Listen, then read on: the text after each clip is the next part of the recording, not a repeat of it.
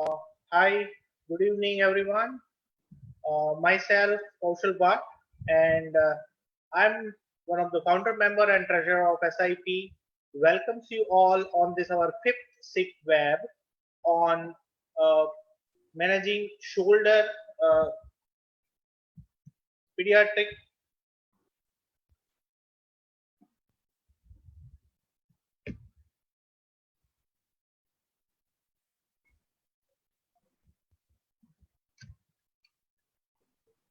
Hello,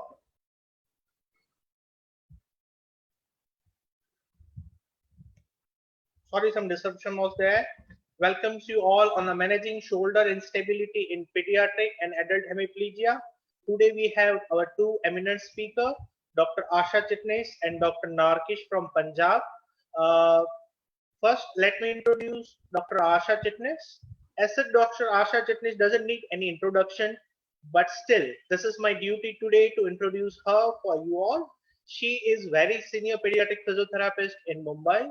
She is only coordinator instructor of NDTA from India, and she holds NDT workshops all over the India and around the world. Uh, I welcome you, Asha ma'am, on behalf of SIP.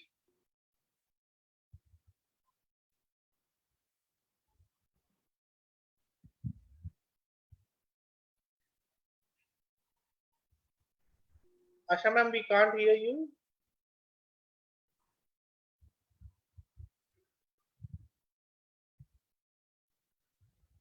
Can you hear Yes, me?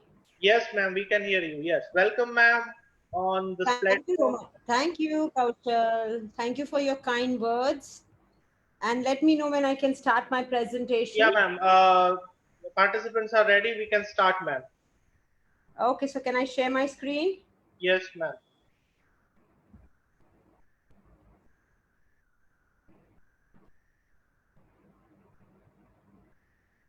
Is that okay, Kaushal? All good? Yes. Okay, so I start here. Thank you so much for your kind words. Good evening, everybody, each and all. Hope you all are doing well in this most uncertain times.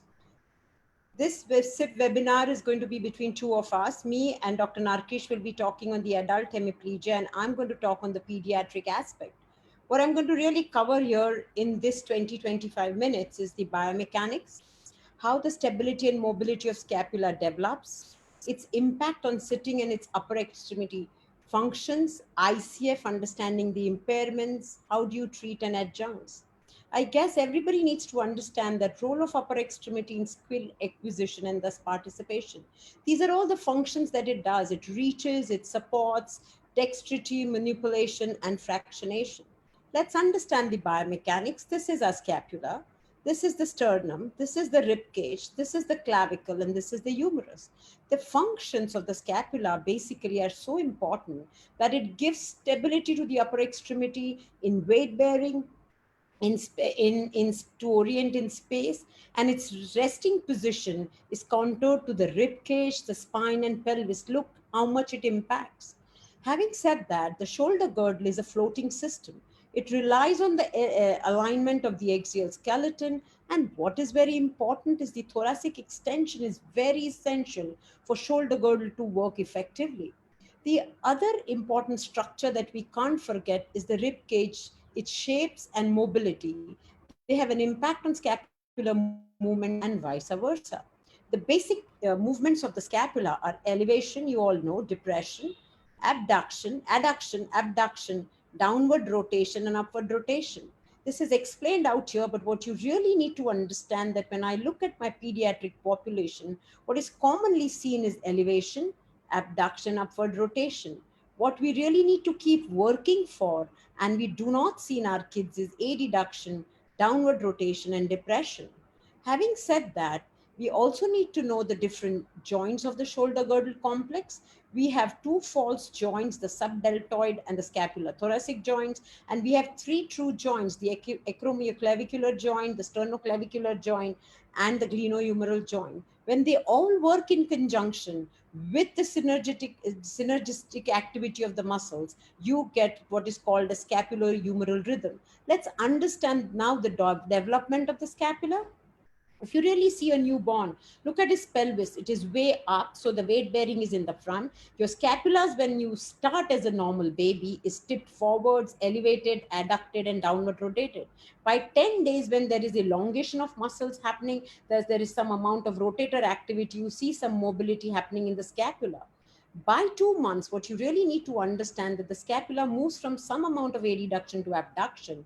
Your horizontal adductors, the pectorals, actually really push in, give you a lot of scapular adduction, and hence you also get thoracic extension. By 3 months is what you really see a good balance in your sagittal plane between flexors and extensors. Your head is in midline. Your scapulas have moved from adduction towards outward rotation and abduction, much more stable in prone. The biggest understanding that you need to have is how scapula further develops is, if you look at a 3-month-old baby which is in sagittal plane, the weight shift is on the shortened side, and what it really tells you is on the right side your scapula is abducted, but on the right side it is adducted, and you can only weight bear and look on this side, and that is with shortening. As the balance happens between flexors and abductors and adductors, and you move to frontal plane, see how there is a weight shift.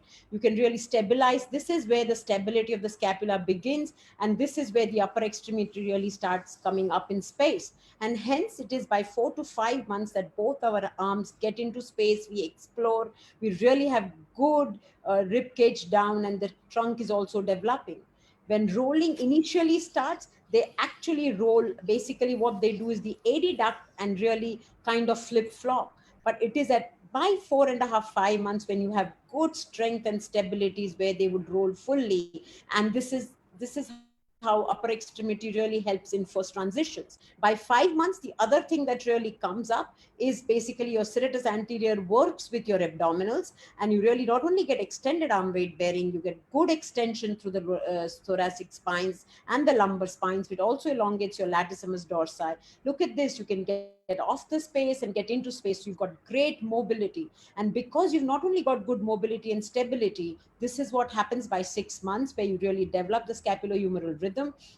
You also see elongations between the muscles, between the scapula, the humerus, the rib cage, the pelvis, and femur. Very, very important. And around 6.5 7 months, these two upper extremities, because they've developed good stability and control, move away, and they are actually our base of support, where you can really transition in and out of those upper extremities. And that eventually leads to crawling. That is another transition, and also helps you in going further up against gravity. Having understood that, if I really summarize how important the shoulder scapular stability is, you start doing elongations, you need to activate, you go from sagittal plane of flexion extension to the lateral flexion to rotations. Most important, remember, your postural muscles that I'll be discussing give you this stability. If you do not develop the stability, you do not get the mobility that is required of the upper extremity in space, reaching transitions. Having said that, Having said that, let's understand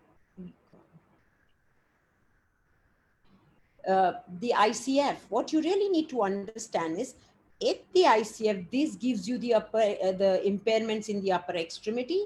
It could be problems in the sensory system, muscle tone, range of motion, muscle strength. Because of that, what are your activity limitations? Manipulations, transitions using upper extremities, reaching in space, eating with your upper extremities, and communication. How does it impact participation? Your ADL activities, singing, dancing, playing, writing. Just put some outcome measures out here. When you're really working at the body structure, you're going to look at Tardew's range of motion, Ashworth. At your activity, it is PEDI and strength. When you look at outcome measures in participation, you're looking at COPAM, GAS, the AHA, and the PEDI chat. These are great outcome measures. You need to train, and you need to really use them depending on your kids and your goal setting. Now, always remember, in pediatrics, what first stands out is your improper posture. And what happens when you don't have that posture? You have problems with alignment. When I say alignment, if there is a faulty alignment, you're going to have problems with muscular imbalance or structural issues. You could see too much of depression, protraction. You could also have problems with your shoulder clavicular. You can have it hypermobility or immobility. There's enough research to talk about in atypical shoulder girdle movements in children with unilateral cerebral palsy that scapular kinematics is very important. And when children are of You see a lot of anterior tilting, medial rotation, and protraction.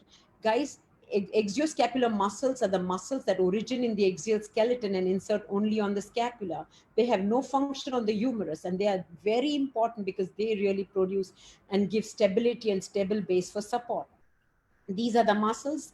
The ones in the red are very important. The trapezius medial and lower fibers are your postural muscles, which give you the stability. Your rhomboids and your serratus anterior, your pectoralis and levator scapulae.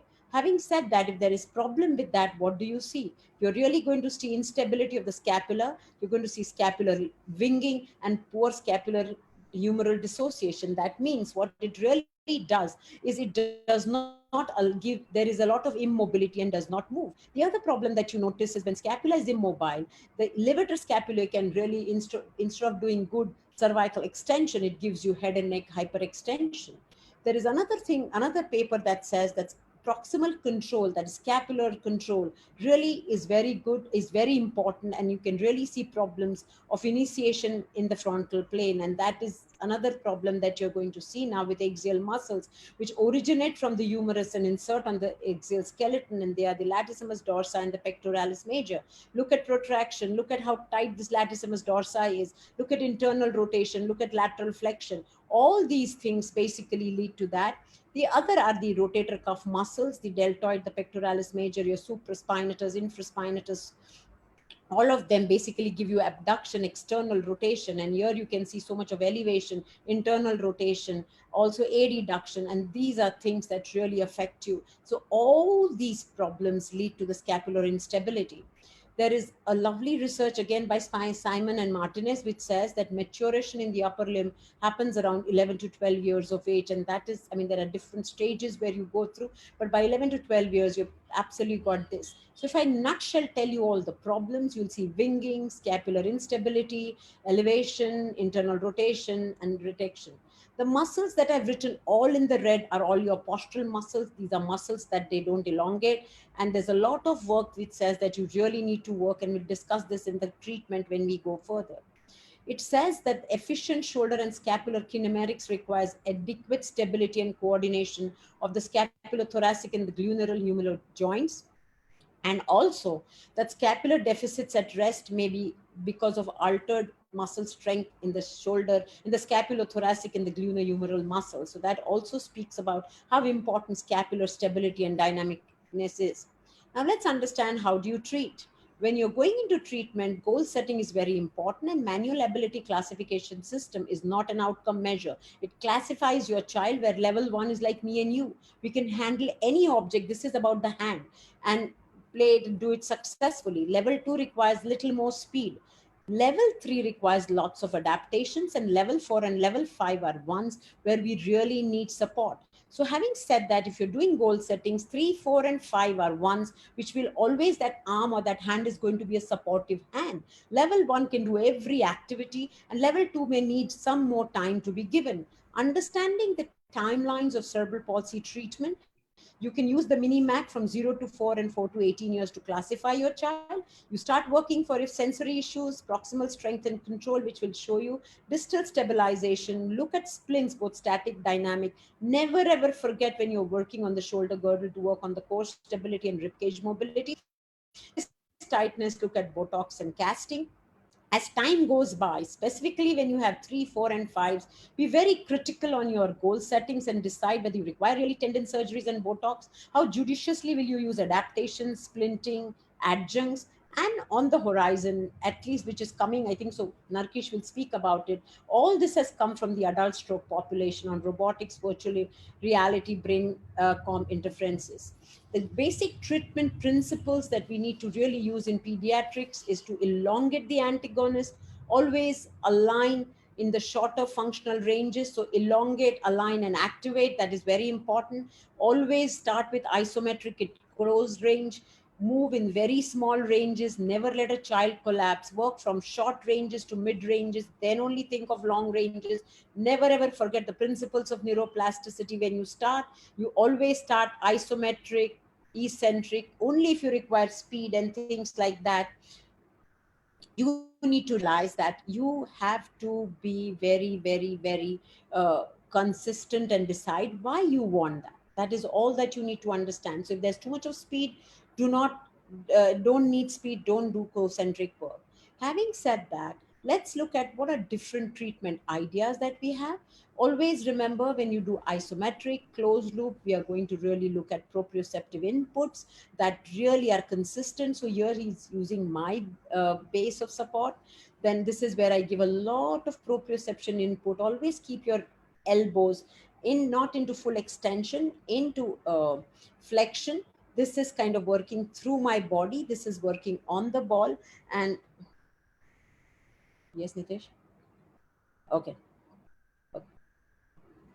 And then what you're really going to look at is that this child is using this as a stability, and this is, he's using his upper extremity to play around. Having said that, this is what really happens. So this is also working over a surface. So this is closed loop. This is working over a parent's body, where you really stabilize the scapula and giving pressure into this and really getting a lot of activity through him. Here you give them a toy, and this is how you get them into midline. So you're really, really working for the mid-range in supine and getting a lot of activity. It's very, very important to start isometrically, go to closed loop. Now here you can use the ball to get that activity. The child can be sitting next to you and you can really sustain this activity. Or if you have a very small child that you're really going to teach him rolling, you'll realize the child needs to roll over the scapula. Hence, you need to be very, very sure that it really rotates over the scapula. Here, he's weight bearing, absolutely. Having said that, here he's stabilizing and reaching for activity. This is also isometric, closed loop, very, very important. And this is beginning of treatment before you go further. Once you've got this shoulder girdle isometric, then start working in the mid range. You can use a Lycra swing. Here it is both extremities that you're going to work for. If this is the affected extremity, this is where I'm going to stabilize him and make him reach. If this is the the affected, he would stabilize. So you have to work for both extremities, even though the lesion is one side. So both require stability and both also require a lot of mid-range activity.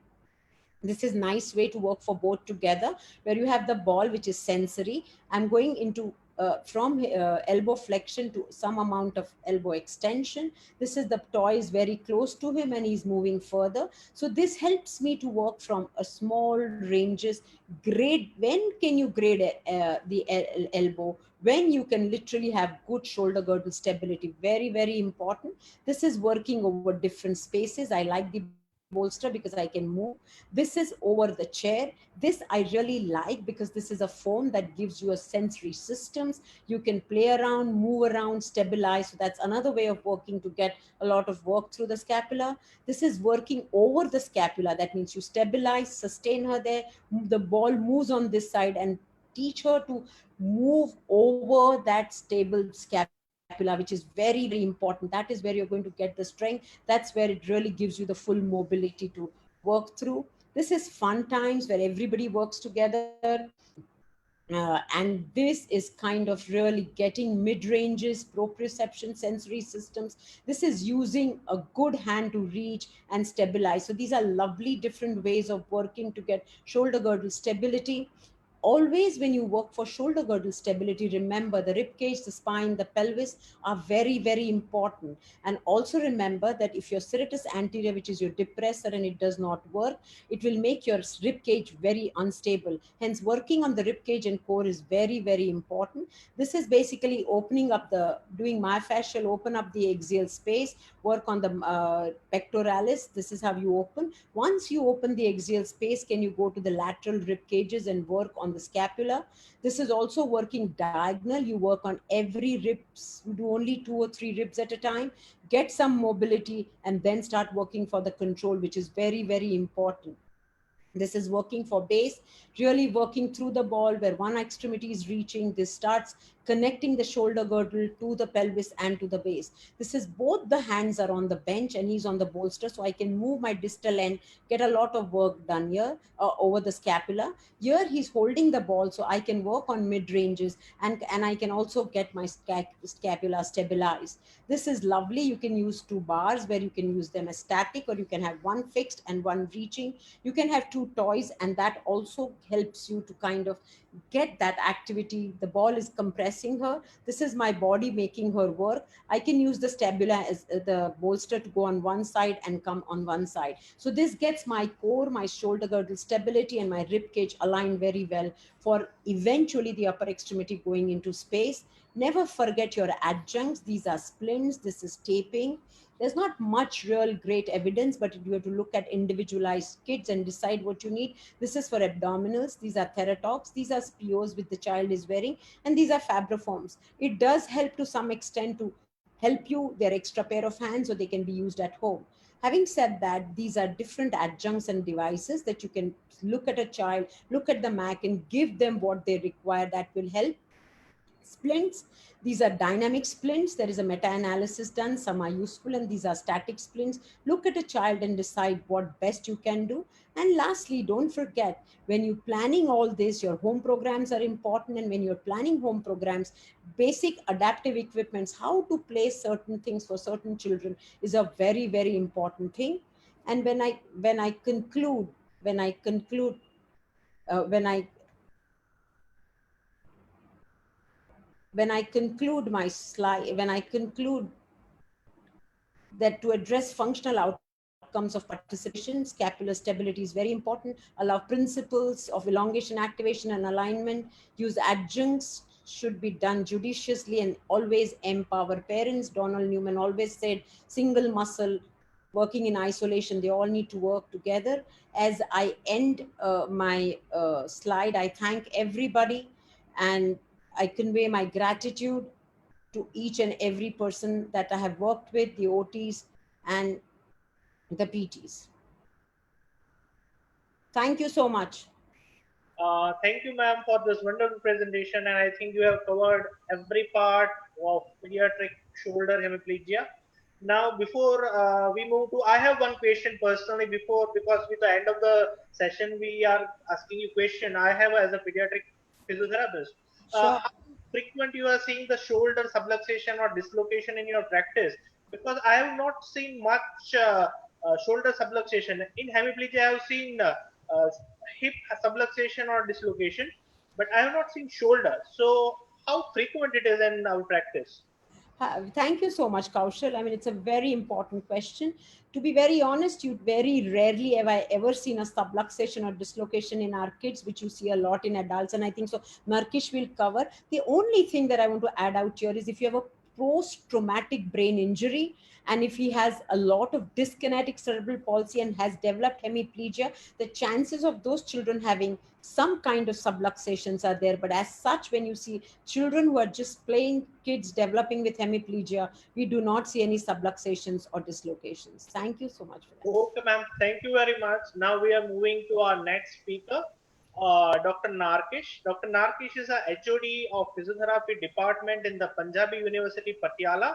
He is guided so many PhD scholars there. And I welcome Narkish sir on behalf of SIP. And Asha ma'am has taken pediatric hemiplegic part, shoulder part as beautifully. Now we are looking forward to learn something new from you. Sir, it's up to you. Yes, sir. Well, thank you very much, and give a wonderful chance to talk about this hemiplegic shoulder.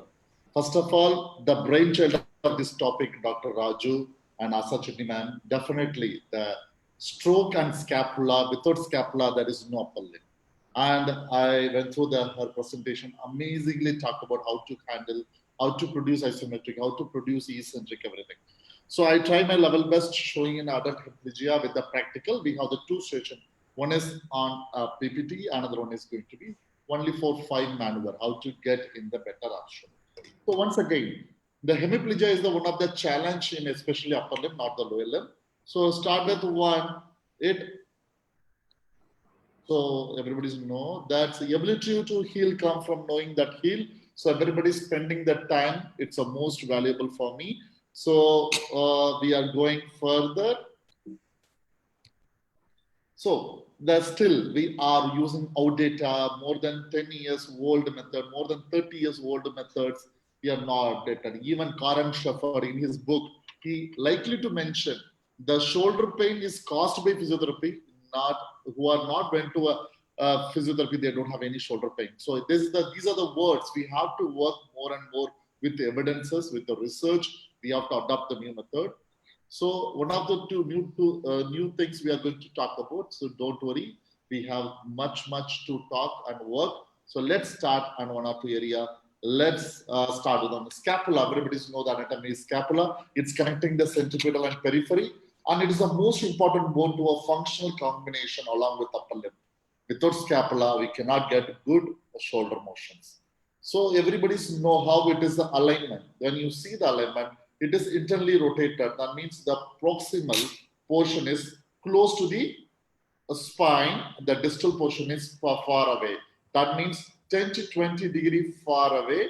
That's the most important I want to say. There is also 10 to 20 degree far away tip because of pectoralis minor. Right. When you're talking about the movement, we should know the movement biomechanics because I'm going to show you how to correct the biomechanical also.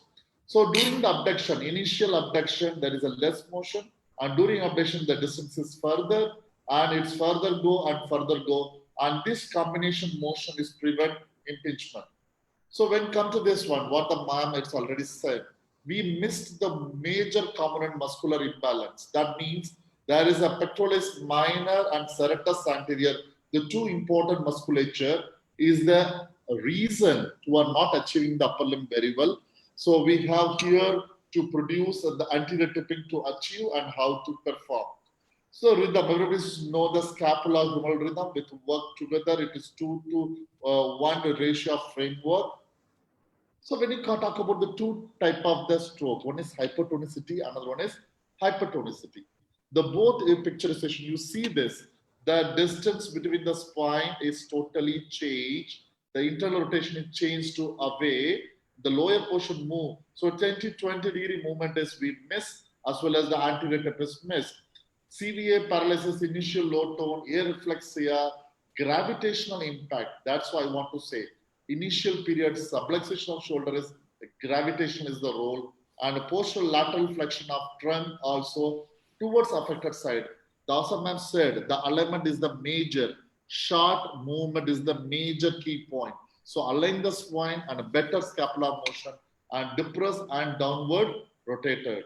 So misalignment, if it is after the 2 weeks, the hypertonicity, once again you see the position is regained it because of return to the motor control imbalance. Here come up the strong pattern, the strong synergy, work abnormal synergy into the same position. So we have the two type of method. In acute time, we should avoid gravity and make it in alignment in the neutral position. That will help in the spastic position also. In spasticity, we have to stimulate the pectoralis minor and release the tight musculature. That's called articulation. We are going to show you and further.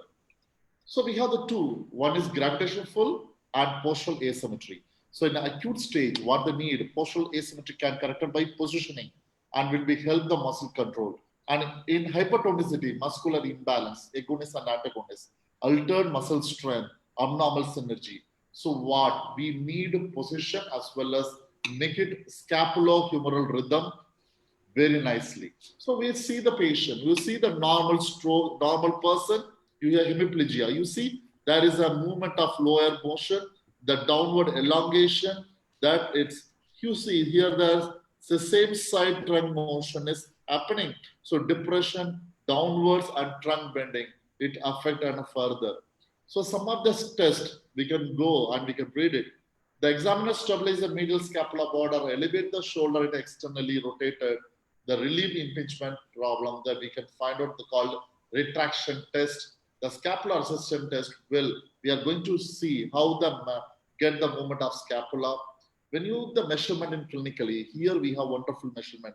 The spine T2, T3 level, T7, T9 level, and ankle. We measure the distance and we can find whether it is the resting position is wrong or changed. Measure should not vary 1 to 1.5 centimeter. If more than 1.5 centimeter is different, it is significantly we have to take care of immediate, and we have to take the work to us.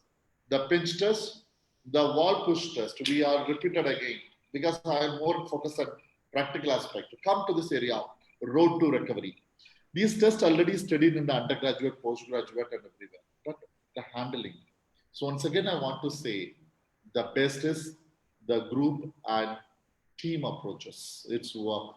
So when see this crossroad, I want call it trend alignment and alter tone, pain, the position of upper limb against gravity. It is all are the most important key point. Let's just look up the picture. He slide towards that point. So what are the need in this one? We need good neuroplasticity in a right way. That's why 10 principles. Use it. Please make as soon as possible. You start work and you get spastic motion wonderfully. And use it and improve. When you start using of the items, when you work, you can get good plasticity. That's why we are not interested in any network issues. You're fine. Fine, okay. And improvement and specific. When you want to call specific one, the mostly repetition, intensities matter, time is work, silence, age matter with the motivation, transference, and interference. These are the things we know. Come with low tone acute phase and hypertone in the chronic phases. We can see are both. This is a subluxation. Ma'am also said, yes, the subluxation is the major component by the gravitational. So the major sequences can be prevented. One, the aim, skin damages, limb edema, subluxation, cardiopulmonary complication, tightness, mobility, function, hydrogen, and nutrition. The most important, correct body alignment. That's important. Position and aids to maintain the good alignment. So we need support from other side, like Boba spleen, supportive, and slings will be going to work. The patient bed must be changed at least every 2 hours. Please change is also produced. Pillow, trochanteric roller, and towel. So look at this one, position. The first one, gravitational action is can reduce by these position in a better way to avoid the hypotonicity in the wrong position. Sitting in the bed, use of the area, you see there is an elbow always rest on the pillow. So please, whenever you start upper limb, use the diet table or the folding on inside, the reading table in front of that. It will all helping to avoid subluxation. You see, when you give a pillow, the still gravitation is working. The wrong posture of trunk and the arm position. Please, these are the most important. We are the one handling in the wrong position. You just see the patient, how to therapist. Pull changes. Use the waist belt. It will be a work very well. So we have the 30 minutes of positioning, reduce the development of shoulder external rotation and contracture after the stroke. It's a randomized controlled trial. So it means every 30 minutes positioning is the matter. So the first one, in acute stage, the matter is positioning. The second one is the positioning also, the contraction preventive position, also the hemiplegia, slow down the development and abduction and contracture. So the positioning had a second evidences. That's why I said sling, strap, Boba sling. Now also, that is called in Autobag also, we have the sling which is support. The recent study in 2019 also said, yes, arm sling and postural stability work and even trunk abnormality. The effect of the arm sling and postural stability is studied, and it will be from Cairo University in 2019. These are the free small my arm exercise. Please, in every day, every person I will explain. If a by arm exercise always work better result. So use both arm, the different level of intermediate level of shoulder exercise. You can watch every one. The effect of bilateral arm is work in upper limb and a stroke patient get better option. The third one is, everybody is asking whether I go for a taping or strapping. Yes, you can work. There is a lot of randomized killer. You have two. One is called longitudinal strapping method, 3 method, or cross circumferential method. It will work very well. The second one is kinesotaping of L. Number 1, number 2, number 3, number 4. Kinesotaping can work, get a better result of shoulder. This is called, it's my publication also. It is effect of California triple taping method of shoulder subluxation can be prevented. You can see there is work of three forces work to maintain shoulder subluxation can be prevented. And 2015 it was published. PNF, everybody know the scapula had a major role work. Come to the point. It's a new era, 21st century. We have to be more on technology and techniques. So FES had a strong role in area. Now in India also available EMG based activation of the muscular and get FES and wonderful result in shoulder subluxation and scapular motions. And you can put the electrode and that's how the meta-analysis, and this FES can be used to prevent reduce shoulder subluxation at early stroke. So we have the strong meta-analysis systematic review of about FES. So please, everyone, I said, we are the era we should accept more and more. One, robotic hand therapy. Yes, it's come up with a different one. Even IIT Roped and Rupnagar working with exoskeletal system upper lip alone, along with us performing the one.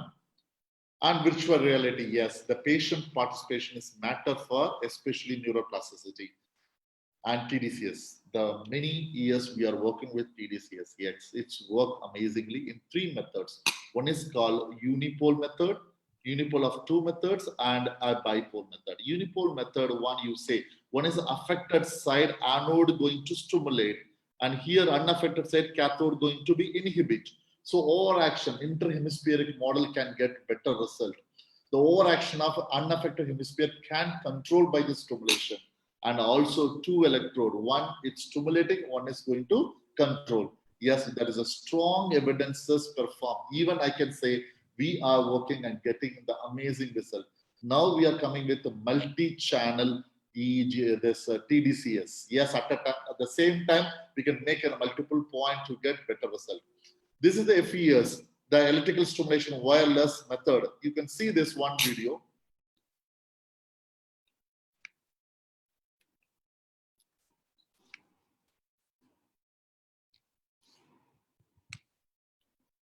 So for subluxation or weakness around the shoulder, apply it up near the top of the upper arm.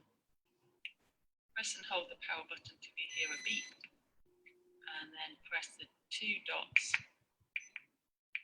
to turn it up until you feel the shoulder starting to lift. Yes, now the movement is started. So the subluxation can prevent with wireless movement. So here, most important to introduce this is called SIBO mass.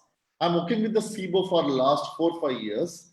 When the shoulder need to be cut, movement arm support system get scapula better response to perform. So you see the here video how it is work.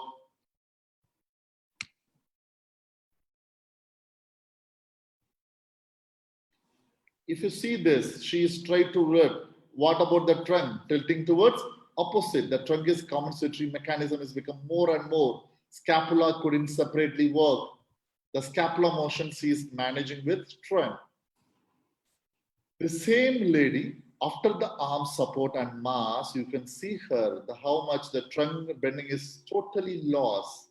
So what I want to say, yes, the technology is needed for the scapula better to correct. And we have another one video in the same procedure. You can see his hand function is wonderfully had a good precision and grip. The biggest problem is cannot get task oriented.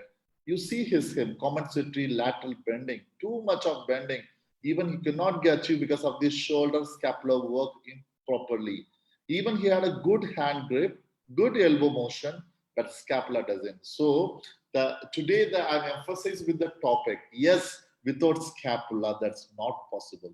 You see this with mass. You can say the SIBO mass with assistance. You can watch his trunk wonderfully. You see how much easy to put the transfer of the task in a specific work with his satisfaction. Wow, this is the most important. When you see the another one,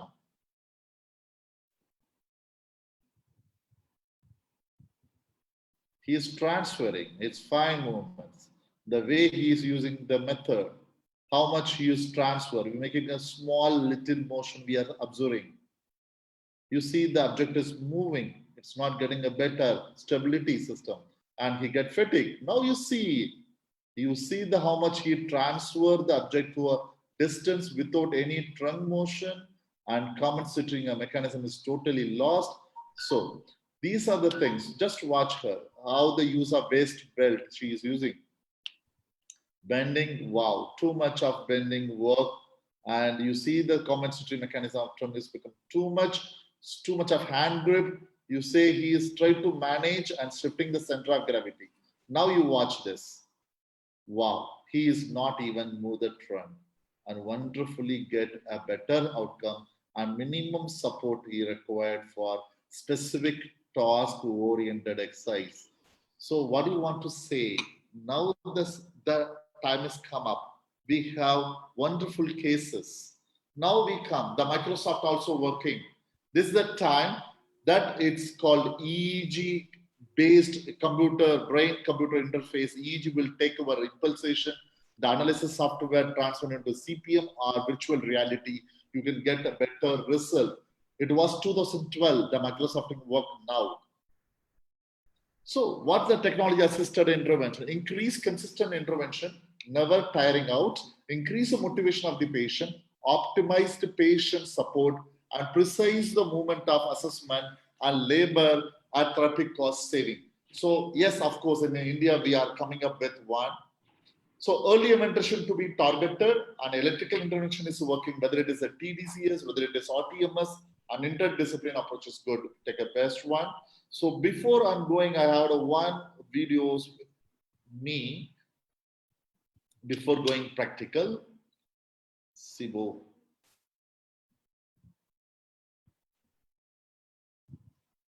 Put it somewhere, Sibo.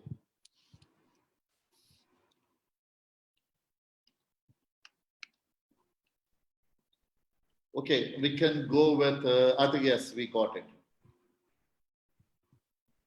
Yes, you see, watch how it's worked with the SIBO system. The first one is we talk about the shoulder. Now the hand grip is missing. So now we are doing the hand grip and wonderfully. So just watch. Now that we need, that's why I want to say, we need not 60% recovery, we need 100% recovery.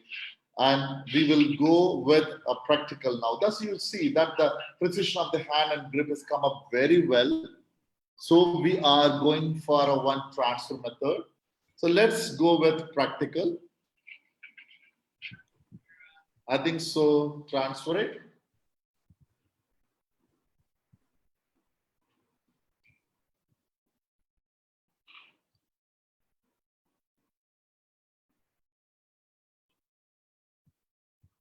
Hello, everyone. I'm audible now. Sir, I'm audible. I'm audible now. yes, yes. Please.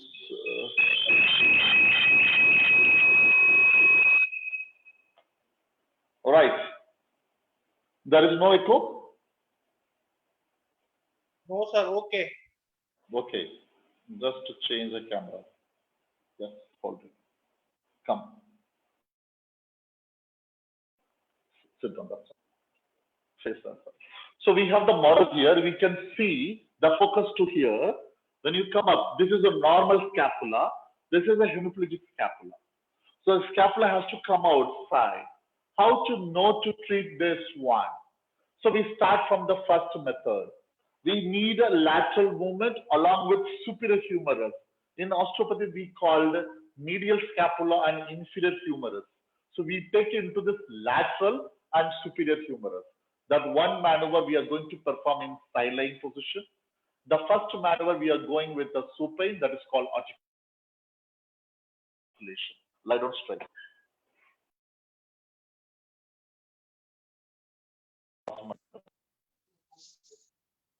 When we come up, this is the major muscle we need for forward tipping. Everybody knows 10 to 20 degrees is the major Any problem?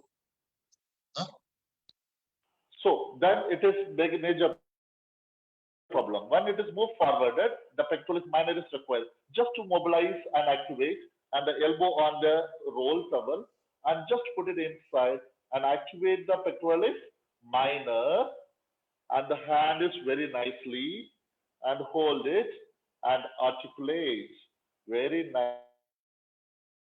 nicely.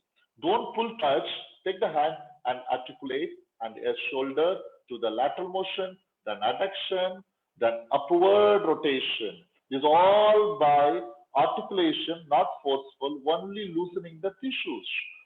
After once the patient is come up, here we are start with eccentric, or the patient lift up and towards ceiling, take it back slowly, slowly, slowly, slowly, slowly. Wow, this is promote the lateral motion of the scapula in acute stage. That's why it is a safer method. In concentric work, we are not allowed only eccentric. So take it back slowly. Very nice, very nice. Take it back. And do it again, do it again. This will help the scapula into the work of eccentric work of scapula. Much better one. Now we go for the second method of sideline position for scapula lateral and superior humerus. How to make? Turn towards that side slowly. Come up this side. So when come up the patient, the affected side is up. So what happens? Take in the and another, you say this is a lateral motion. we promote the normal movement and this and superior motion of humerus. We work and get a better result for alignment. The scapula can get a better alignment when the humerus is superior. Humerus superior, it prevents subluxation. It is also go lateral. Second one. The third one, how to make into the activity of synchronized prone position. Very simple one. Take the arm into the 90 degree.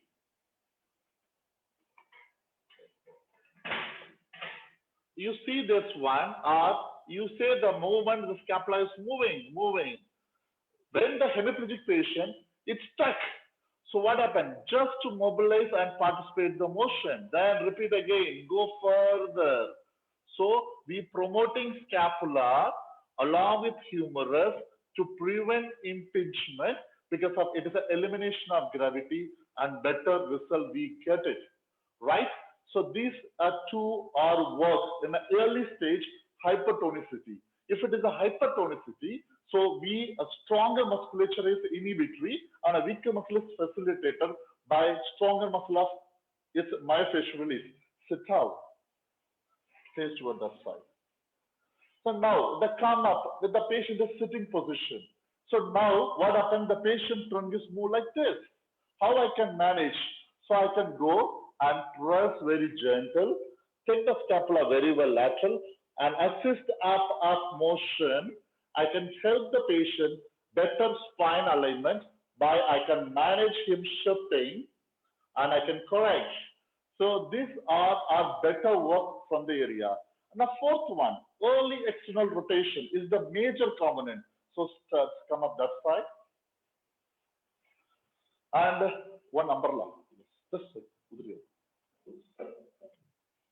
So we take the focus. Take the umbrella or walking stick, whatever you want. Take the person, grip it very nicely, hold. If you imagine this is affected, so could not get grip, so just to tie up. You make a tie up one. When you go for abduction of motion, now the patient is can't do because of it is abducted. So what we can do? We can tie up the movement. We tie up this wonderfully and fierce. So you see there is an adduction. Now he can go bimanual external rotation. Right, do it. This it promote humerus separating from scapula so that it will be help early mobility by arm exercise program. So today, what are the things we learned? One is articulation in the supine position, which will be equalize the muscle. The second one is eccentric contraction of scapular muscle as soon as easiest to perform. Start with the eccentric and followed by the sideline. We align the scapula along with humerus. So from the medial to lateral and inferior to superior humerus, we did in a maneuver. And a third one is make it a prone position to facilitate along with abduction. And a fifth maneuver, we can sit and adjust the trend. And when the alignment is equal, there can be teach external rotation very nicely with the hand. So these all will help the patient early good recovery. And one thing I want to say, whenever you want a hand function, put the elbow on support. We are the country of developing country. We cannot bear everybody. So what will be? Only give us support and good scapular motion, get a better result. So here I'm winding up this session and come to this one.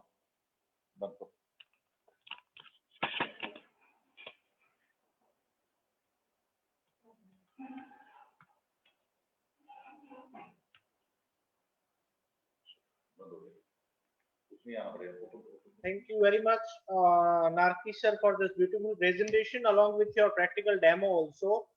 As we are having full house of attendees in a Zoom as well as a Facebook, so there are too many good take-home messages. Now we are having lots of questions from our participants, so I think we can start with Asha ma'am first. Asha ma'am, your voice is mute. Yeah. Yeah. Okay. Narki sir, are you there? Yes, sir. Sir, we cannot see you. Can you just start your video also? Yes, sir. Because of I'm running the tour, I'm starting my video. Okay. Yes, sir. Okay. First question I'm asking to Asha ma'am. Ma'am, what are the atypical shoulder girdle movements seen in the children with unilateral cerebral palsy? The most common that I spoke is the elevation, abduction, and outward rotation. These are very commonly seen in kids.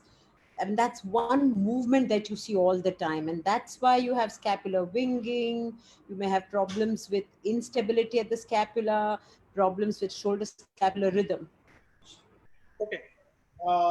So, fine. Can we move to the second questions? Ma'am, we are just continuing our three questions first.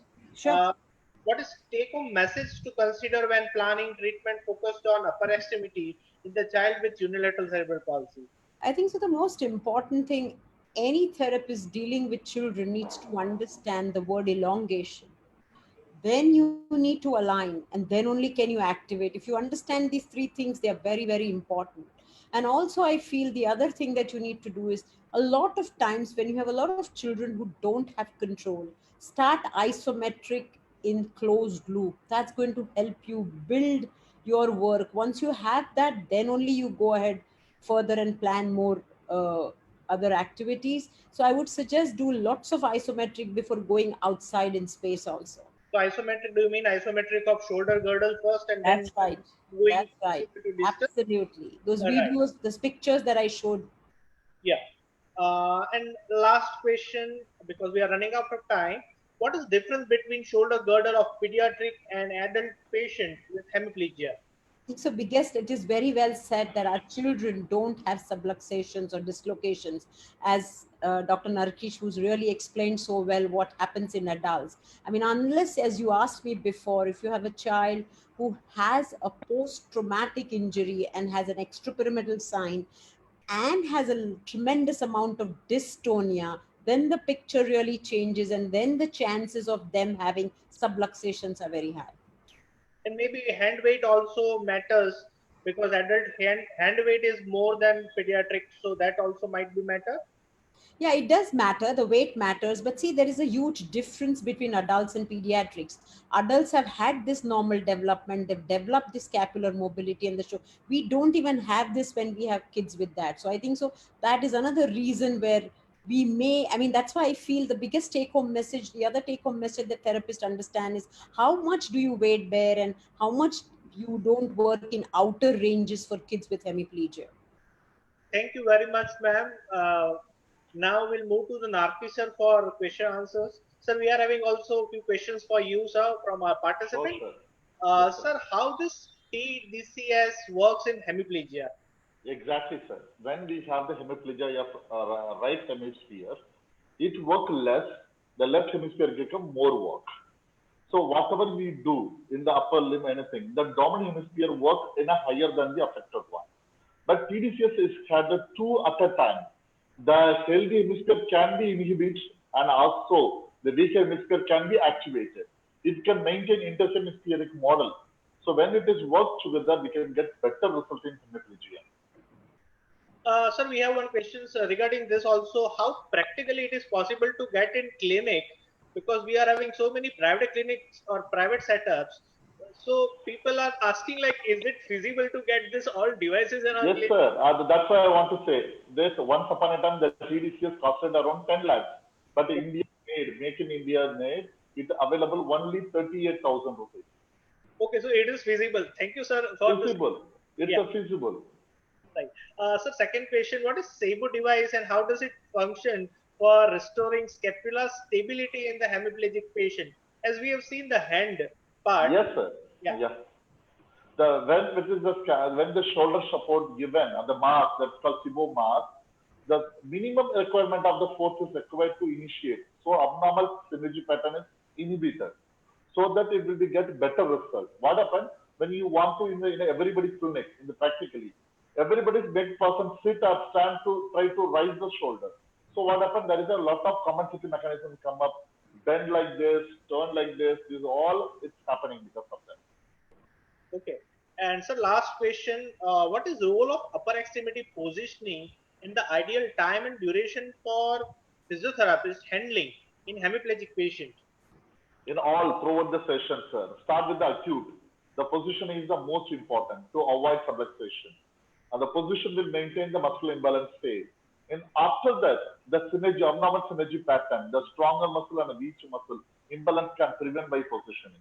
The position is the key. That's why the ma'am also said alignment, sharp movement, and prevent abnormality activities. It's work very well. Then only we can achieve the top. Duration, we can say, like how much time, full time, rest of the exercise? So we have divided into two portions. One is hypertonicity portion, one is hypertonicity portion. Right. Hypertonicity is the majorist position. And hypertonicity, we have to facilitate and activate the overaction muscle to inhibit and this muscle get overactivated. Right. Fine. Thank you very much, sir. Now we are having our president, Dr. Raju K. Parashar, with us. To conclude this session, I welcome Raju sir for this webinar, SIPWeb. Sir. Thank you, Kaushal.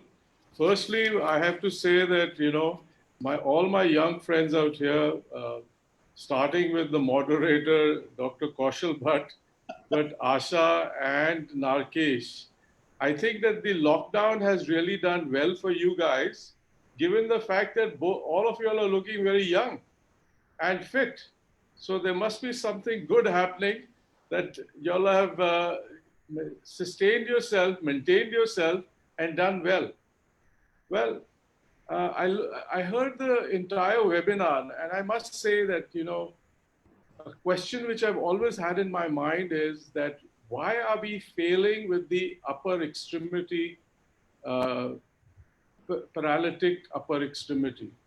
And I think I have the answer now, and I hope that my fellow participants also have had that answer. We basically start all our rehab activities by starting from the physician to the therapist to the occupational therapist by saying, lift your arm, lift your arm, lift your arm. And none of us, and this goes back to the old days when I was a young therapist, that we used to start our therapy from the scapula. And both Asha as well as Narkesh have very eloquently described and showed us the importance of this scapular stability. If we don't have scapular stability, we will not have any prehensile movements. Instead, or we will not have any functional movements. And so I have to say, thank you so much, Narkesh and Asha. I think that your voices will carry a lot of weight because people look up to you. And now therapists, both pediatric as well as adult, will be focusing on the scapula to a greater extent. That does not mean that you don't work on the elbow and the wrist and the fingers, but I think that is an important thing that you all have highlighted here. So finally, I don't have anything more to say, but thank you so much, Professor Narkesh and Chitnis. Thank you for taking this opportunity, your time, to be part of the SIP webinars. That's it. Thank you. Over to you, moderator sir. Thank you very much, Raju sir, Asha ma'am, and Narti sir. Now we are announcing our next SITWeb or 6th webinar, which is on 31st of May, understanding the scope of aquatic therapy from pediatric to geriatrics. Same time, speakers are Dr. Prachisha Arora from Mumbai and Dr. Dipti Patil from Mumbai, and moderator will be Dr. Asha Chitnis. And here's some special features: is introduction of VETSU by Mr. Gianni Di Stefani, founder of VETSU India. So thank you very much for your all kind attention and participation for this webinar. See you next Sunday. Thank you, sir. Thank you. Thank you, ma'am. Thank you very much. Thank you very much. Thank you. Very nice presentation. Thank you, sir. Thank you, Kaushal. Thank you, ma'am.